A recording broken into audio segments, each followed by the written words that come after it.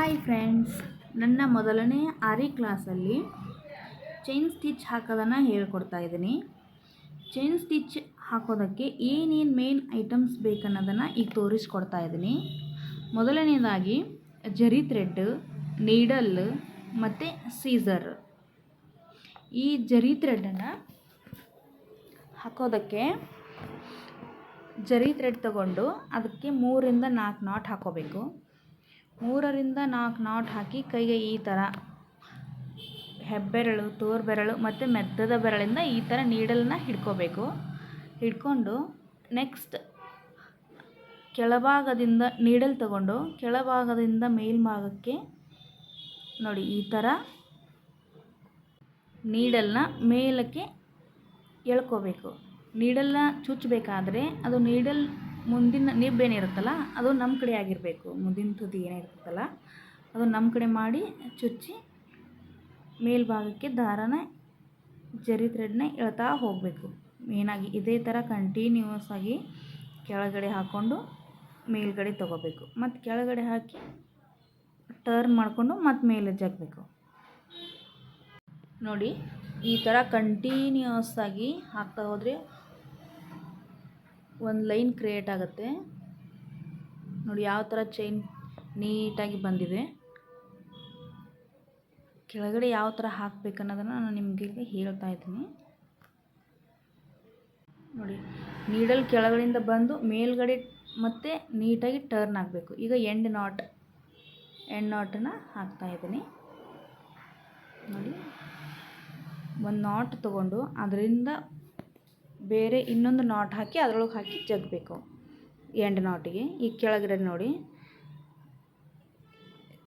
ಮೇಯ್ನಾಗಿ chain stitch ಹಾಕೋದಕ್ಕೆ ಕೆಳಗೆ ಯಾವ ಥರ ತೊಗೋಬೇಕಂದ್ರೆ ಒಂದು ರೌಂಡ್ ಹಾಕೋಬೇಕು. ನೀಡಲ್ ಮೇಲಿಂದ ಏನು ಕೆಳಗೆ ಬರುತ್ತಲ್ಲ ಆವಾಗ ನೋಡಿಲಿ ಈ ಥರ ಒಂದು ರೌಂಡು ಮೇಲಿಂದ ನಿಬ್ ನಮ್ಮ ಕಡೆ ಮಾಡಿಕೊಂಡು ಅದ್ರ ಒಳಗಡೆ ಒಂದು ರೌಂಡ್ ಹಾಕ್ಕೊಂಡು ಜರಿ ಥ್ರೆಡ್ನ ಒಂದು ರೌಂಡ್ ಸುತ್ತಿ ಮತ್ತೆ ಮೇಲಕ್ಕೆ ತೊಗೋಬೇಕು.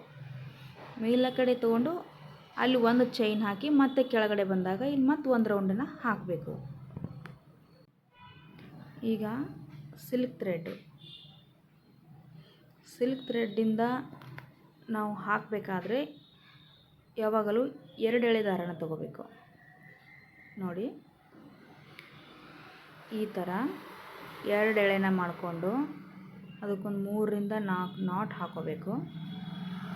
ನಾಟ್ ಹಾಕ್ಕೊಂಡು ಆಗಲೇ ಜರಿ ಥ್ರೆಡ್ಡಲ್ಲಿ ತೊಗೊಂಡಿವಲ್ಲ ಅದೇ ಥರ ಹಾಕ್ಕೊಂಡು ಹಿಡ್ಕೊಂಡು ಸೇಮ್ ಅಲ್ಲಿ 1 ಎಳೆ ದಾರನ ಹಾಕ್ತೀವಿ ಜರಿ ಥ್ರೆಡ್ಡಲ್ಲಿ, ಸಿಲ್ಕ್ ಥ್ರೆಡ್ಡಲ್ಲಿ 2 ಎಳೆ ದಾರನ ತೊಗೋಬೇಕು. ಅದೇ ಥರ ತೊಗೊಂಡು ಸೇಮಲ್ಲಿ ಸ್ವಲ್ಪ ಕೇರ್ಫುಲ್ಲಾಗಿ, ಇಲ್ಲಾಂದರೆ ಸಿಕ್ಕೊಂಬಿಡುತ್ತೆ, ದಾರ ಹರಿದ್ಬಿಡುತ್ತೆ ಜಲ್ದಿ.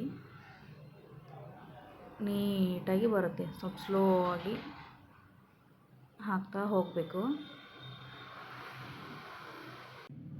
ಬಿಗಿನರ್ಸು ಹಾಕಬೇಕಾದ್ರೆ ಮೇಯ್ನಾಗಿ ಹಾಕಬೇಕಾದ್ರೆ ಯಾವ ಕಡೆ ಜಗ್ ಬಿಟ್ಟರೆ ಅದು ಹರಿದು ಬಿಡುತ್ತೆ ಥ್ರೆಡ್ಡು.